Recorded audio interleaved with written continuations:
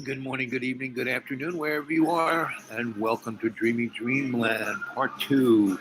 I met an ancient Irish crone. All of this holiday season, I will be doing the series I Met an Irish Crone, an ancient Irish crone. And earlier this morning, I was having breakfast. Now I'm in the elevator music office, and I just want to thank you for everything you do. It really could help if you put something in my PayPal. I'm out in the woods and have not enough money to pay my electric bill, right? And I have X money in there, and they won't let me put any money in that account until I spend it all. And then it takes about 2 months to put that money in to take care of it. So there's a 2 month period where I may not have electricity on or around February and March, the coldest months. They won't. They used to let me do it, but they changed their protocol, and they also upped their price. Even though they are one of the last few community-owned um, you know, public utilities that isn't owned by Mr. Rothschild. All our utilities are owned by Mr. Rothschild. If you didn't know that. Anyway, and you should just go read everything that Henry. It's amazing. Henry Kissinger is still awake. It's still alive. It's still pulling some of the strings. So um, this morning I was telling you about finding this book, Charles Dickens' Christmas Carol, that was reprinted by Dover Thrifty Editions. It was only 50 cents back in '91 when it was published. And I found this on the shelf in the Oak Crone's library. And this was reprinted in '91, and I found it in '71, 20 years before this was reprinted, right? And then 20 years later, I bumped into a woman, or 10 years later, maybe, 20 years later, I bumped into a woman, and she said, "Excuse me, but that's my book." And I said, "What?" And this book I would carry with me, and I'd lose it and find it, and lose it and find it, and lose it and find it. And she goes, "That's my book. I'm look, Carrie, that's me." Right? And then she took the book and flipped through the pages, and she had lost it 2 days before the 20 years I found it. And she really seriously annotated this book, right? And it was her book. She was like sharing co-creation with Charles Dickens and Spirit. And anyway, and then she got it and she was flipping through and she said, "Uh-oh." And I said, "What do you mean, uh-oh?" She goes, "Well, this whole book is annotated." And I stopped annotating it when I lost it 2 days ago at page 22. And it's annotated all the way to the end of the book. And it's in my handwriting. What does that mean? I said, "Well, you want to hear something stranger? This book I found in a friend of mine's library in 2000, no, in 1971, 20 years before you got this book." She was like, anyway, I gave her the book and we became very tight for about a year, right? Then she moved on, stayed in Nashville. But she, we stayed friends and we had what I call affairs to remember.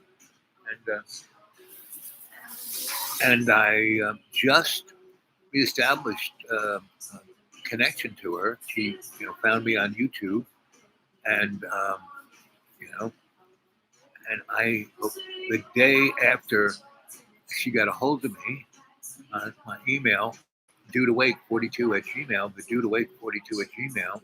Thanks for everything you do. How about some thumbs up? How about some, subscriptions? And how about some comments? Some of you folks leave nice comments. Some of you even communicate here on the chat.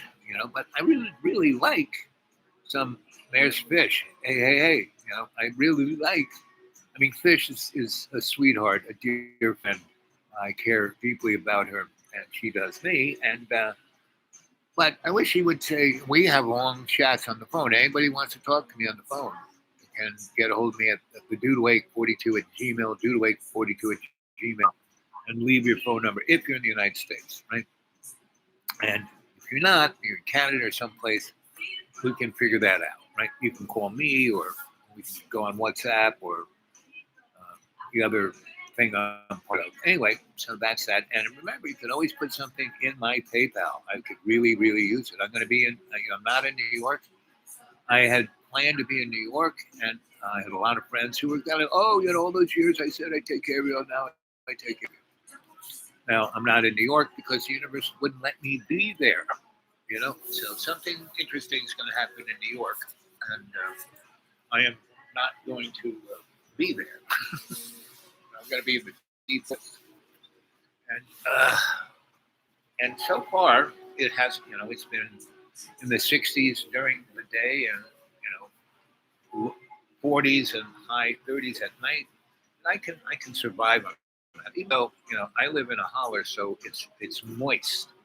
So whenever that kind of humidity is with you in coldness, it feels a lot colder than it really is. It kind of gets to your bones, and get a little manly. Yeah. I'm gonna bring out my black self. And so anyway, earlier this morning, I read, So then I gave this book back to Carrie in '91 or '93, and then I found it again, right? Kind of, and that is the magic of the Old Crone, because I found this book in the Old Crone's library, the never-ending library, right? And being Christmas, I'm going to read each day a little bit from this book. So note from the Dover Thrift edition, Stanley Abrams, published in Canada, but manufactured in Mineola, New York, right, in 1991. And the note is, the Christmas gift presented to the English-speaking world in 1843 by the preeminent novelist Charles Dickens, 1812 to 1870, was never lost its power or delight. Adapted in a number of ways and for a great variety of media over the years, this modern Christmas myth, which is linked to every Christmas celebration and whose characters have become household names, is still best enjoyed in its imitable original wording. This is what I'm going to read. Right? The text in the present volume is that of the first edition, Chapman and Hall, London, 1843. Right?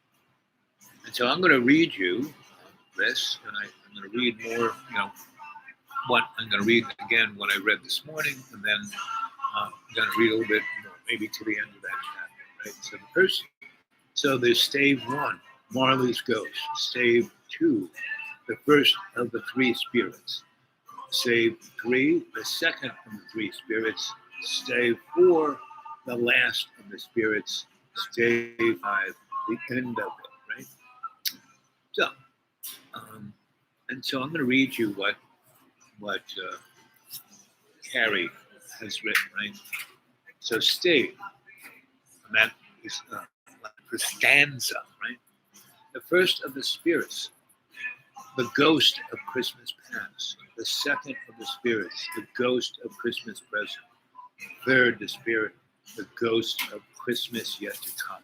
Right? And they are spirits. He really doesn't call them, he calls them ghosts within the construct of how we see them, but he calls them spirits. Right? So he understood that, the ghost and the soul, and when he uses the term soul in this text, it's all about the actual religious bidding of people, trying to come to grips with their mortality, the illusion of their mortality, through the construct of, you know, the word fornicate under king and church, or church and king, fornicate under church and king. That was like stamped on everyone's head. And then preface, I've endeavored in this ghostly little book to raise the ghost of an idea that shall not put my readers out of humor with themselves, which with each other, with the season, or with me, may it haunt their house pleasantly, and no one wish to lay it. Their faithful friend and servant, Charles Dickens, December 1843.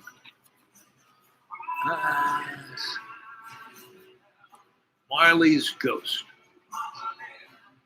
Surprise, shock, implies a horror story. Break stereotypes, right? Marley was dead to begin with. There is no doubt whatsoever about that. The register of his burial was signed by the clergyman, the clerk, the undertaker, and the chief mourner, Scrooge. See, it's all transactual, right? There's no spirit in that sentence, right? And so that's the soul of the issue, what's being sold. Right? Scrooge signed it, and Scrooge's name was good upon the change for anything he chose to put his hand to. Old Marley was as dead as a doornail.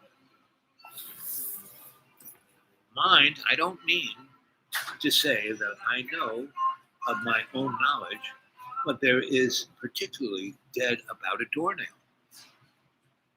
I might have been inclined myself to regard a coin nail as a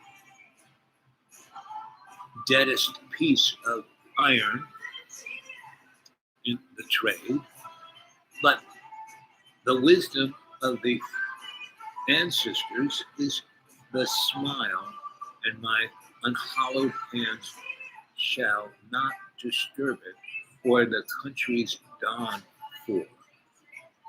So what he's saying is that comparing death to a nail that you're nailed in, right, shouldn't be construed in a materialist sense, right?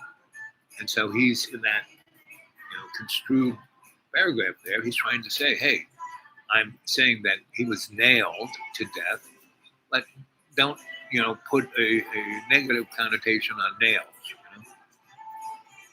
You will therefore permit me to repeat emphatically that Marley was dead as a doornail, meaning that, doornail has no life to it, right? But it has a service.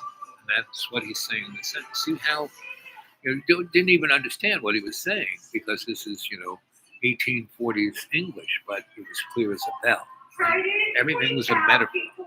And if you go to my xratted.blogspot.com and look at my writings from then, which is like, 4 years ago, you'll kind of see that that's everything I write is a metaphor.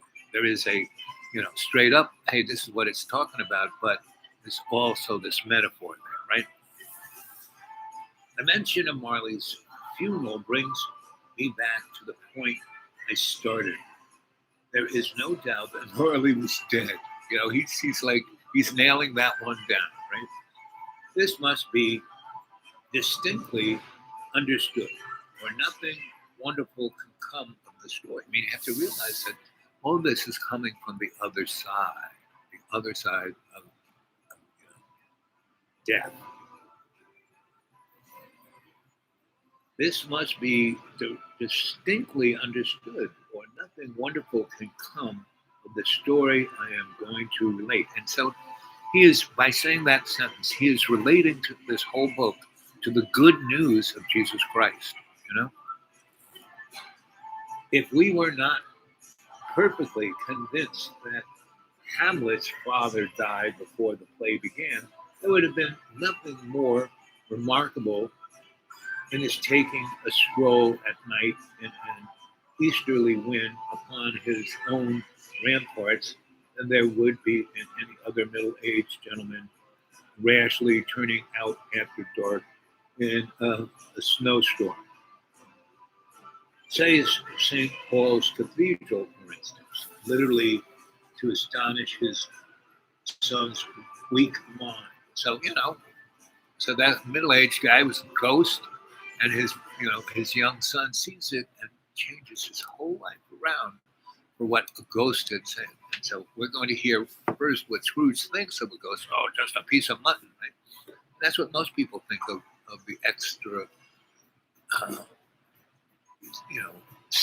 extra temporal, extra sensory, extra ordinary occult, right? And occult is just hidden understanding. That's all it is. Esoteric is hidden knowledge, right? But the occult is understanding. Scrooge never painted out with the old Marley's name, meaning on the sign up there, right? He kept it up there because he was the older guy. People knew Marley, and better everyone in business think Marley's still alive because then he'll get the blame for whatever goes down. There is stood years afterwards above the warehouse door, Scrooge and Marley. See, I never, had the second name to blame, right? And that's why I don't buy Tudor Steel. But don't believe a word I say. And hey, good to see you here at Dreamy Dreamland with Sensei Al Bob. And thank you for everyone who's given me something, a present, a gift on my PayPal. Please do it some more. And it doesn't matter how much it is because it all kind of lines up to be, just enough to get me through that month. So here it is, Christmas months, and and winter's coming, and I really don't have money to put on my electric bill, and you don't want to see me freeze to death, right? Because I won't be able to give you any more stories or enlightenment or be there for you when you are distressed and down and out, because I'm always there for you. And I don't ask to be paid. There is no 1995. Just and for two, just pay shipping and handling. No, it's none of that. Right? Get a hold of me if you have a problem, issues, anything you want to talk about. Get a hold of me at the Judawake42 at Gmail. And that just happens to be when you go to PayPal. It will ask, and you say, I'm sending this to the Judawake42 at Gmail. Judawake42 at Gmail. Judawake. There's Jamie Healy. Hey, Al.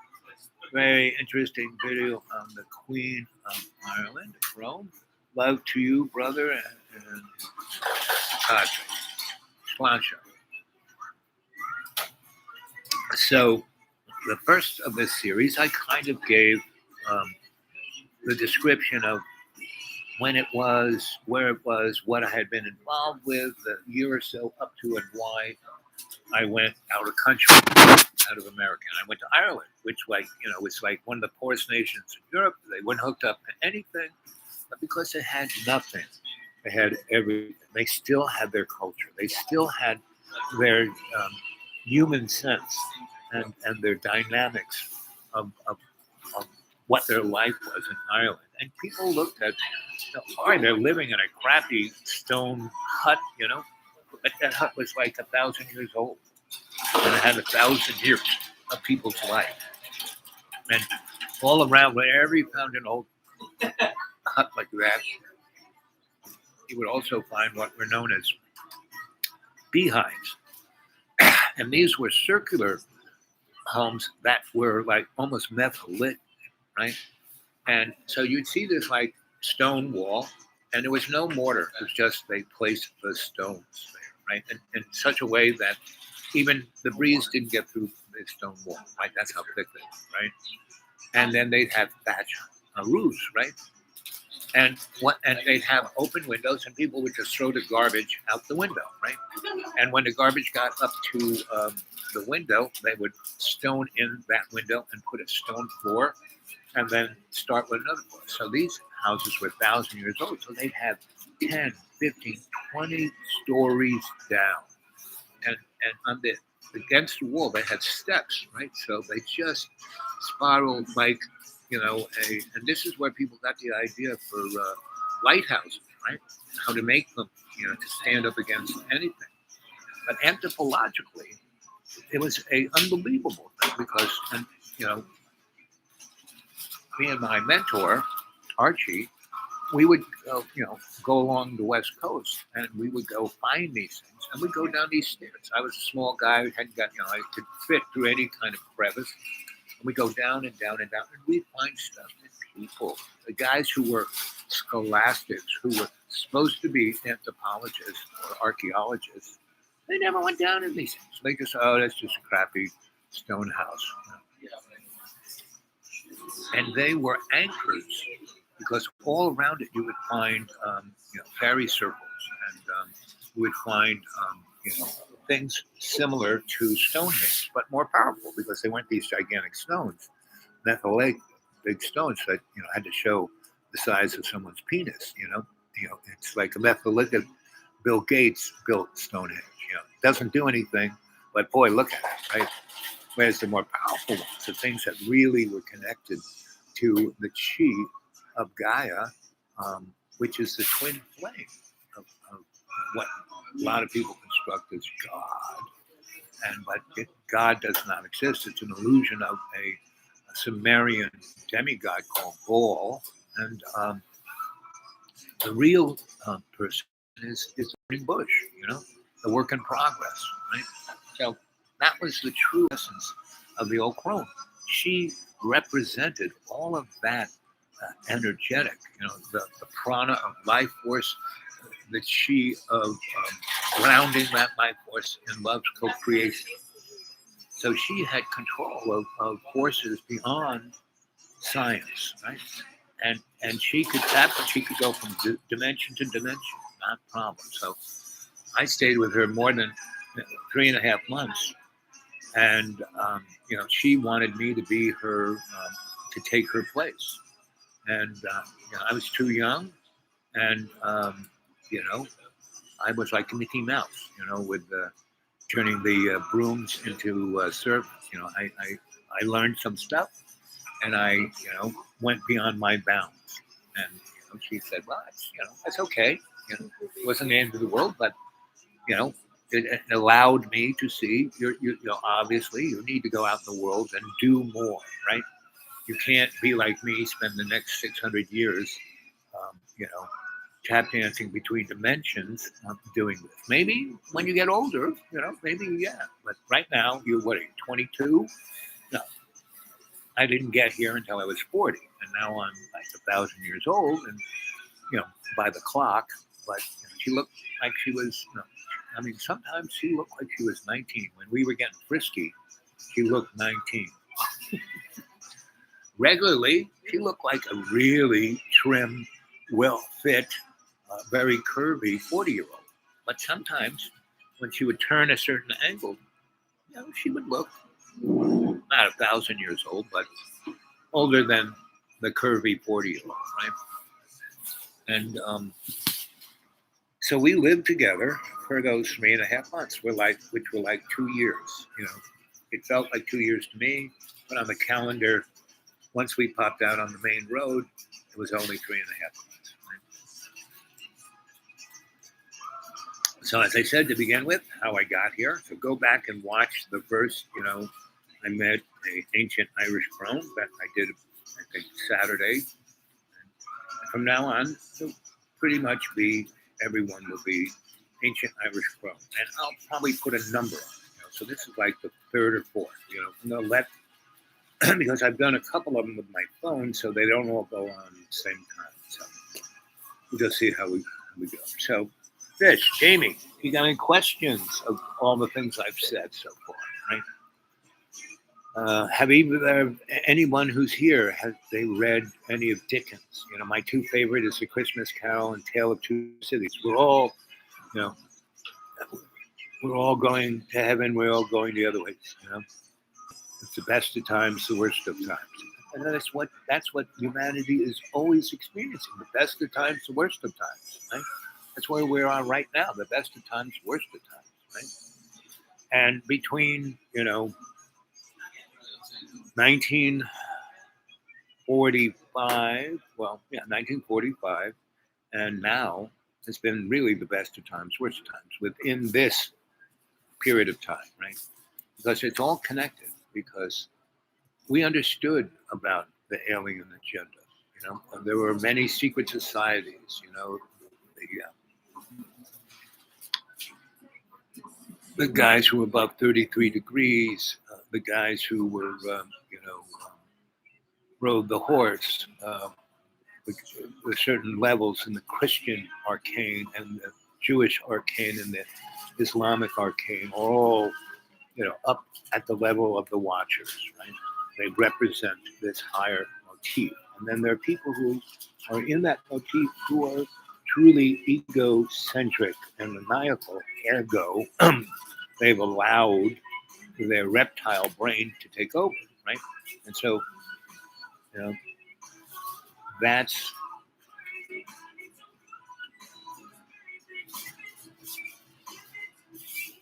so. I've so that is the thing that causes the wars, the horror, the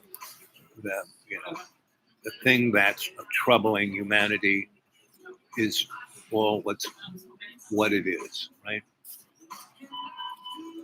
And when you can be consciously aware and consciously intent, you can navigate all this. You can see it right in front of you. And so when I was at the old Crohn's, it was in another dimension. Like I said, we drove up to, still looking for the photos of the neighborhood, right? And it's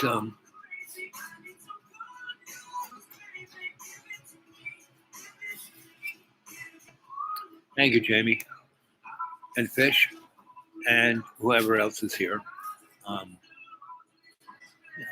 That's why I keep doing this, because there are people who listen. There is almost 500 in the cadre, but the cadre will, because there's 17,000 people who watch this, and they don't subscribe, and they don't, they just kind of listen to it, not live, but later on, and they play it like wallpaper, which is fine. I like that idea. A number of people have gotten hold of me at dudewake42@gmail, dudewake42@gmail, and since there's three of you there, anybody wants to throw anything on my PayPal, please do. I could use it during the season. It's going to get real cold. I have no money to pay for my heat. And like I said, it was like 39 in the man cave last night, and I was wearing like 7 coats and sweaters, and I was still kind of, and I had my nice electric blanket around me, and I was still kind of shivering. So when it gets down to be 18 degrees below zero in the man cave, which it will, I don't really have the cash for heat. I mean, real heat, because I'm not using real heat because it's only 40 degrees, right? And so I'm tough out, as they say. Right? That's what my father would say. When I got beat up by a Jesuit priest, and it broke my ribs and my wrist and my leg, I was in the hospital. Like, oh my, get me out of here! My father, oh, just tough it up. I mean, he didn't want me in the house. He wanted to have another teenager. I had 5 brothers and sisters ahead of me who pulled. He was a bird colonel. He was used to saying, "Do this," and everybody would jump and do it. Not my brothers and sisters. Why would I do that? Blah blah blah blah blah blah. Right. And that is the ego speaking. That is the training of the reptile in your brain, right? So you have it trade in the man cave. Insulate. Yeah, the man cave has, that much styrofoam insulation between the outside wall and, it's a travel trailer. I'm like, a Roma.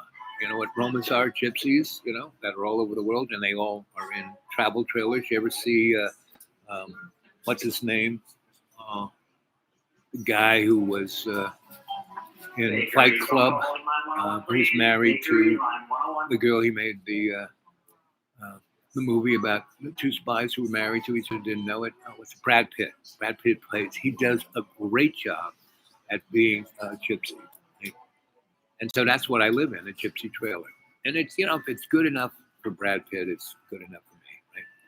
except he was living it in Ireland where it never gets below 60 on the West Coast.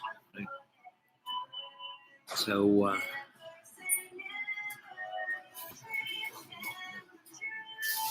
it is clear now. What a time to live. Thank you. Go see John. Well, I did go see John, right after Thanksgiving. That Saturday after Thanksgiving, I went up to see John, and my car doesn't like that road, right? And he wouldn't come down to get me. He's got a nice big car that could come down. And he blew up my phone and go, "Oh, come up, don't stay in my car, blah, blah, blah, blah, blah. My father's evil, blah, blah, blah. My brother's blah, blah, blah." And so I did go up to see him. Guys. He begged and begged and begged. "You can stay here all summer. I mean, all winter, and it'll be fine. We'll put a heater in your little room, blah, blah, blah," right? So I get there, the door's open, right? And it's like 40 degrees outside, and there's, a big wood stove downstairs. He's bought a ton of wood. These like bricks that burn, and you just put a match to them and poof, And so downstairs, he has the fan on, but he doesn't have the heat on. So it's like blowing just the ambient air around. So it's cold down there. So I go down there, and then he kind of comes down and goes, and he's wearing his hot pants and shorts, and he's barefoot. And he comes down, I give him a hug. "John, good to see you." Down and down. We start talking, and he's just sitting there like this. He goes, "It's too cold down here. It's too cold. It's going to cost me a fortune to heat this." And then he runs upstairs. So I follow him, and he has, a really big, beautiful wood stove upstairs, and he's got a stack of these wood blocks to burn that you just stick a match to. Has he started a fire? No. He has about 20 standalone electric heaters, each burning about $10 of electricity an hour, and it's like the Caribbean up there. So he's comfy, barefoot, in his hot pants, and bare chested, and so we start talking. And every place I sit down, "Don't sit there, sit over," and so I sit down. I can't really stand. He goes, "Well, get out, go downstairs." So, I walk out the front door, I hobble down the steps, I go in, and I sit on the couch, and I start up a live chat. And within 2 minutes of me starting up a live chat, he comes down, and he's carrying an electric heater. He goes, "Did you steal this?" He's got it in his hand. "Did you steal this?" I said, "I don't think so, John." I said, "All the electric heaters you have are upstairs burning away. There's your electric bill up there." He goes, "Well, it's going to cost a fortune to heat down here, so you can't stay here." And then he goes, "I just was talking to God, and God said that I can kill the dog that attacks. If the dog attacks, I can kill it, and you're the dog." I said, "Oh, so you're going to kill me, John, eh? Okay." And I got it, on the old videotape. Right? I turned a thing on him, and he said it, right? It got it on there. And I put it on 3 other, I played that. It was played on my phone. That was one. It's in there. If you go back maybe a week or so, you'll see that. It's the day after. It's the Saturday after Thanksgiving. And then the next time I did a live chat, next day or a day after, I used that in front of the camera on my laptop, and I did it a third time. So there's 3 places where it's on my live chats of John saying he's going to kill me. So after he said that, I said, "Okay, John." So I hadn't unpacked. I hadn't taken anything out of the car. I just went in my car. It was about 10 in the morning, and I slowly drove down the 2 mile of the riverbed driveway, got on the highway, and drove all the way back to the Deep Green. And I got back by 2 o'clock, give or take. And it was a nice drive. It was sunny. It was warm there. I got the water back working. I got the electricity back up. I did a bunch of things. And for the next few days, it was like that, 40, 50 at night, 60s and sunny during the day. So I got to put things right. And then last week, around Wednesday, it started to rain. And it rained, pretty much Wednesday, Thursday, Friday, Saturday, not all the time. Wednesday night, we had 4 inches of rain. And it's really amazing because where the Deep Green is, in the Cherokee National Forest, it's a rainforest, right? And this summer, so there's a gigantic big lake, and it's a TVA electric lake. And from the top of the dam down, it's dropped 20 feet, right? and it's another 6 feet, and will be below where the water goes into the turbines, right? And this is rainforest, and yes, it rains, but not like it used to, and and so all of the rivers, all the streams are dry, right? And so we had 4 inches of rain. Man, it just flew down those things, and by the next day, there was no water there. So it's quite interesting. It's quite relevant. It's quite showing us that this isn't what is going on. What people call global warming or earth changes, and all the above, have very little to do with your carbon footprint. Now, the carbon footprint isn't a good thing, but if we didn't chop all those trees down in the rainforests of the world, those trees would do a great job. They love carbon plants, but we have changed the biome so drastically in 40 years. So now people are going on and on and on and on about, um, you know, biodiversity, right? The biome, right? Gaia. And that's the real issue, but they didn't want to talk about it. And now, it's becoming obvious that, the world powers that are, not unable to make any changes or even put any spare change down for the poor people who didn't cause the problem, but are being destroyed by it. The islands out there in the Pacific and Pakistan and place, Kentucky and things of that nature. And they just seem to happen in the poorest people's place. Like all the things that happen in America are in the poorest neighborhoods. Like where that shit happened in Kentucky, that's where the poor folk lived in Kentucky. So,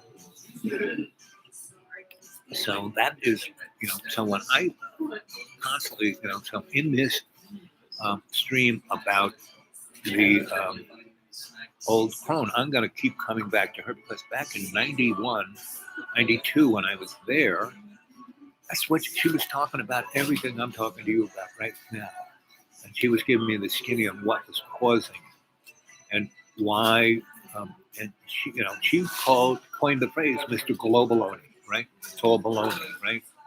And she had been part of that in the 19th century. She was a brilliant person. She came from a very rich family, but she was around all those guys who had the English Empire, She was in China. She was in India with her father, right? She saw it all. She met all the great men, right? And women. And there were a lot more great women than there were men, right? And those great women kind of said, dear, you're going to be a crone when you grow up. You have all this energy. And in our land, we call it this. In our land, we call it that. But that's the best part of the human spirit, right? And that isn't the Homo sapiens sapien part, because that is the reptile part. It is the pre-hominid caveman. The pre-hominid caveman was the superior species because they didn't club the girl in the head. No, they were non-violent characters. They were writing poetry and collecting flowers and not destroying anything, right? And all those cave paintings were shamanic paintings because when you go into state and you look at those, they become moving pictures, right? When I was in Australia and we were heading towards to live with the Aboriginal tribe who had been waiting for me for a year and a half, they knew I was coming before I even knew I was going to Australia, right? And so instead of the government giving me a car so I could drive straight there, we had to take the bus.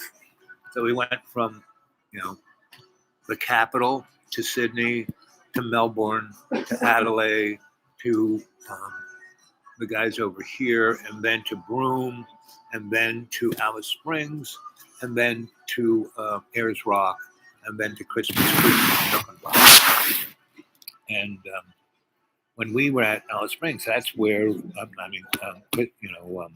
Ayers Rock, there's this little motel and a little grill, and the bus stops there overnight. You could stay in the motel or sleep in the bus, and then the next day you have breakfast, and then there's a little tour of Ayers Rock, and then you go on to your wherever you're going. And so there were all these caves at the base of, and it's a rock. It's like a rock you find on in the forest, right? It's not a mountain, but it's as big as Manhattan. and it's taller from the ground to its top. It's taller than what the World Trade Center was, right? And there's no place you can climb because it's a rock, so you can't nail in pitons and have ropes and stuff. And it's sheer sides, right? There are paths where you can walk up the side. It has its own gravitational field going this way. And they got rid of the tours because that they didn't want it. And that movie with what's her name? Um, the dingo ate my baby. That was all a scam of the security folks to diss that rock so they could close it down and not let people go there. But I got to go there. I was one of the last tourists. And so they brought us into the cave, and the cave wasn't stalactites. It looked like someone had a severe energy weapon and just bored a hole. It was like glass. It was smooth as, right? And the guy said, this is like 6 million years old, And it didn't show any wear and tear or growing moss or anything, right? And there was this little fire circle there, and it was pretty obvious it was just a fire there, and it was all these burnt boards and these chunks of charcoal, and you could see that the image, and this is made by a caveman, but it was obvious that the guy did it like the morning before we showed up. Anyway, everyone said, yeah, and then moved on, and went to the next cave. I stayed there. I sat in front of it, and I meditated. And what happened to me is that, I closed my eyes, and we went into state, and we're going to do that right now. We're going to go into state right now. So everyone take that big breath in, and blow that breath out. Breathe that breath in. Close your eyes and see your imaginary mirror. It's all aglow with the prana of life force and grounded to the chi of the planet. And there you are, sitting in that cave, in front of that cave painting, and you're looking at it, and you can see past the charcoal that guy just drew on the wall into thousands of years. And all of a sudden, it's just flitting in front of you. It's like a time machine. You're seeing 1 million years ago, and the people and the cities and the technologies they had out there in the Nukumba, right? And how they went from high technology and they evolved into not needing any of it. And that's when they became the first peoples. See this clearly. Right? And those were the people I went and lived with. Right? Now I've shown pictures of them. And so just close your eyes. If you've been watching these shows, you've seen images, and so go there and be with them, right? 1,000 years ago. See it now. Be there now. See it clearly. And that's what the old crone used to do to me. She would take me, we would just sit, there were all these places to sit in the house that was bigger on the inside than on the outside by a universe size, right? And so there you are, sitting in front of the cave painting, going through a time machine. See it clearly. Be there now.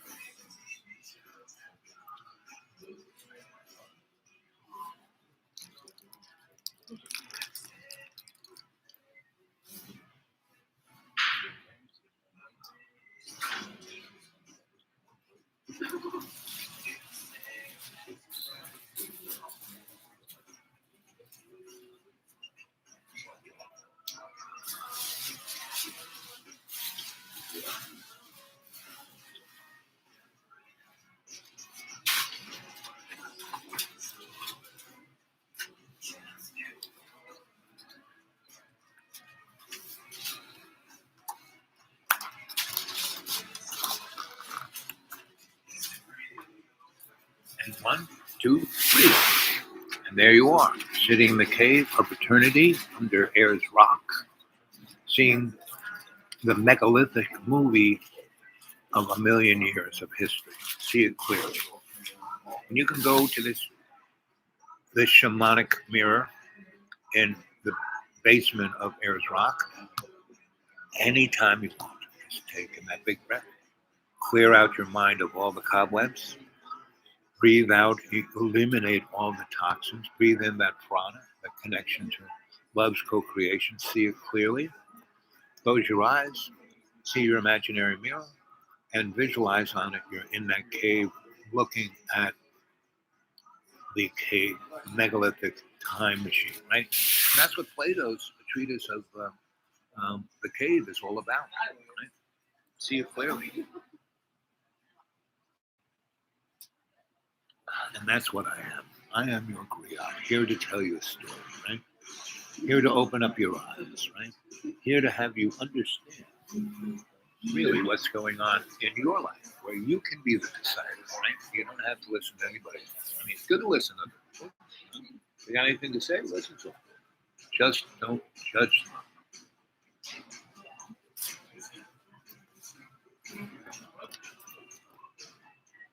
Okay, back to it.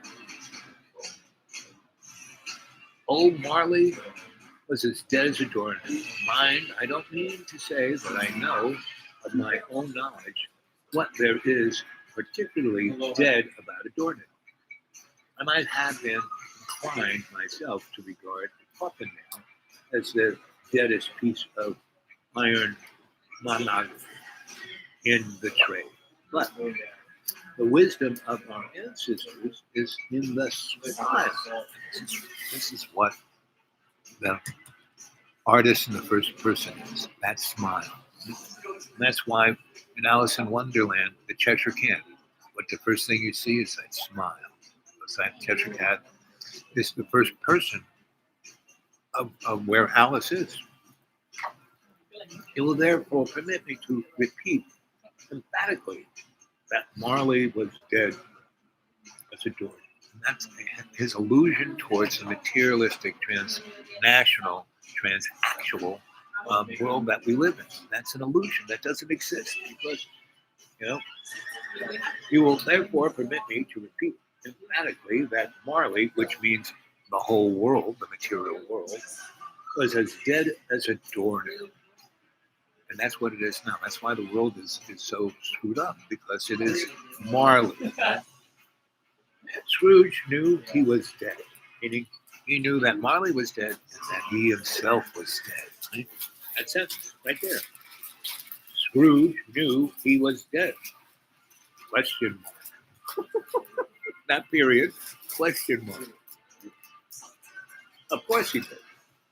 How could it be otherwise? Scrooge and he were partners. I mean, Scrooge was partners with Marley for I don't know how many years, to the point where they amalgam in their Marleyness and their Scrooge. Right? Scrooge is, Scrooge McDuck, you name it, Scrooge is synonymous with someone who is out of touch with reality because all they care about is gold. Right? So that's where we are right now. We're in a world that all it cares about is gold. Right? Sing it, David. Bam, bam. Bam, bam. Anyway, so good morning, good evening, good afternoon. Don't believe a word I say. Enjoy the story. Close your eyes. Go to that cave underneath Ayers Rock. See the artist in the first person. See it clearly. Right? And I have a really good friend of mine who's a historian, and he wants to write a thing about that period between the Boer War and now, and specifically World War I and World War II. And he wanted to understand the artist in the first person.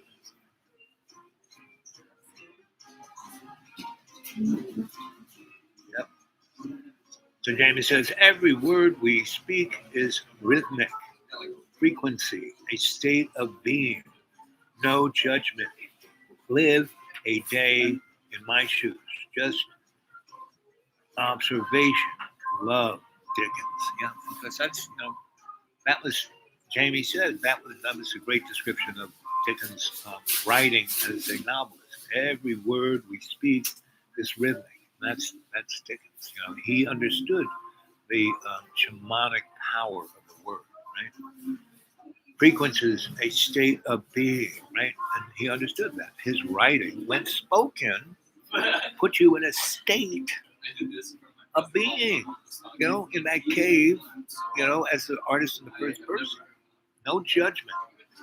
Live a day in my shoes. Just observation of Dickens, right? So that's the story. That's um, where you need to go, where you need to understand, but you can see what's going on, right? See it clearly, right?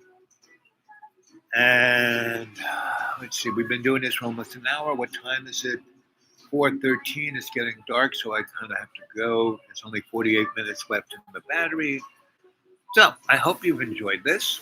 And this is going to be, I'm going to be reading this book, this time traveling book that's come into my hands on and off for the last 60 years when I need it, right? So, and the girl who annotated, Miss Carrie, I met her 20 years after I found the book, and she just had lost it. Lost the book. Oh, you have my book. You found it. No, I found it 20 years before she lost it. And 20 years before it was printed, printed by these guys. And that's real, but don't believe a word I say, Now, I'm bringing you understandings that are far beyond pretty much anything else on YouTube. And the people who watch it, like Jamie and Fish and others, I appreciate because I can tell how it's helping, changing, and moving everyone forward. They're all the little pebbles in the pond, right? And I'm glad, I am here to serve. I died in 2014. I was happy to be dead. And they said, nope, you got to go back. And so this is, I'm doing this in a pretty responsible, disciplined kind of way because this is part of that 11%. Right? So I'm happy to do it, right? But come on, throw something in my PayPal, give me some more thumbs up, get the algorithm chugging. Let's get more than 400. It never gets above 490. Every time it gets close to 500, it drops down to 445. So come on. And so let's see. Do that. We'll do this. Take a look at this here. See if anything's come in on PayPal.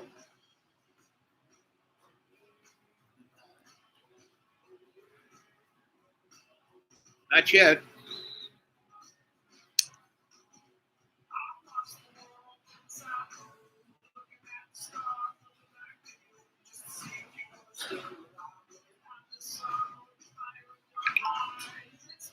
Okie well, those guys have sent me an email. Let's see. This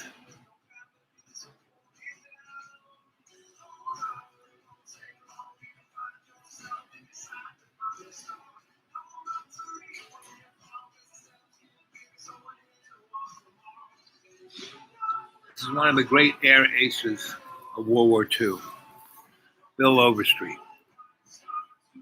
When they made him a star general. They thought he was going to die, but he lived another. I think he's still alive. So he's from bird colonel to general. That was way upping in his retirement fund. So he was quite an interesting guy.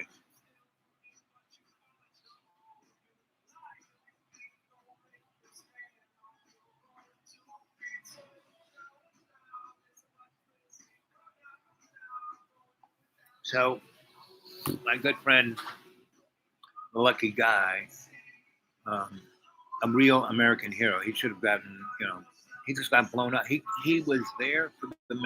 Right? He saved thousands of people's lives, and all he got for it was grief.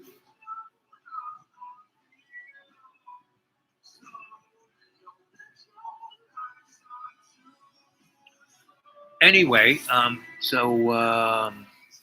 it's 54 minutes and 54 seconds that I've been in this show. So in the next few minutes, I'm going to say goodbye so I can get home safely.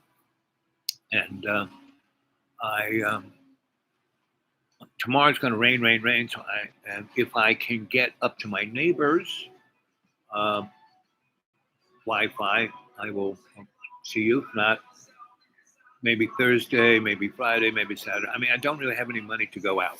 I have to be very conservative with the physical finances I do have, right? That's really, as it gets colder, my heating, my electric, the only thing that can keep me warm is electricity, period. I don't have wood stove, none of the above, right? So that's the story. So throw something in my PayPal. I'd really, truly appreciate it. And that's the dudewake42 at Gmail, dudewake42 at Gmail. Anybody who wants to uh, talk to me, get a hold of me at my, well, Fish, actually, I've gone one better. I've taken all my clothes and I have 6 feet of all my clothes on one side of the man cave and 6 feet of clothes on the other side. And then on the outside, I have covered the whole man cave with bags of clothes about 4 feet out and then tied a great, so I have about 9 feet of clothes in garbage bags as insulation um, around um, my man cave. But without any heat to put inside that, it's still going to be cold in there. Without money to pay the electric bill, I'll still be pretty nippy, right? So that's what I'm asking for money for, right? So I won't freeze to death because I have it insulated. I would call it super insulation, right? More insulation than God knows, right? so so there's not more because if I added any more insulation, I wouldn't be able to fit in there, right? So nice try, good idea. You always got good ideas, Fish, and you're always thinking about me. I love you for it, and I still really appreciate that desk you gave me to put on my steering wheel, so I don't put my fingers on the microphone because the microphones are like little dots. You can't even see them. So anyway, get ready for the sleigh ride of your life. I mean, one reason the universe wouldn't let me in New York because something's going to go on there, right? In the near time. I was going to be there between now and March. So in between now and March, the universe doesn't want Al Bob there. So it made sure I went back. It basically said being cold will be a lot better than being in New York City. So get ready for some pretty scary. Woo! And that's why I'm reading Charles Dickens' Christmas Carol because there are a lot of spirits. And there's lots of metaphors in there. I mean, it's taken me 2 days just to read one page. So I'm going to take everything that our friend Carrie wrote in the book about it, and I'm going to expand on it. And Carrie was, and is still one of my affairs to remember. I mean, I met her in Asheville in '93, and we carried on for about a year, and then she moved on and and went to Europe and then went to Asia and got a career and got married and blah blah blah blah blah blah blah. And then she found me on YouTube telling the story of the old crone, right?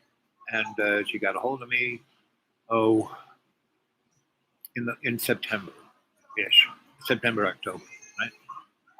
And it's when I found the book again. And when I talked to her, I said, "So, do you still have that book?" She goes, "No, I lost that a long time ago." I said, "Well, it came to me." Uh, so, love you guys. Stay on top of it. Remember to your mantra is conscious intent. I am conscious intent. I am conscious intent. I am. Oh, my conscious intent is everything you're doing your best at. Right? Conscious awareness. I am conscious awareness. I am conscious awareness. I am. Oh. Do each 5 times, do it all day long, and you'll be a different person within a number of days. Right? Okay, I love you.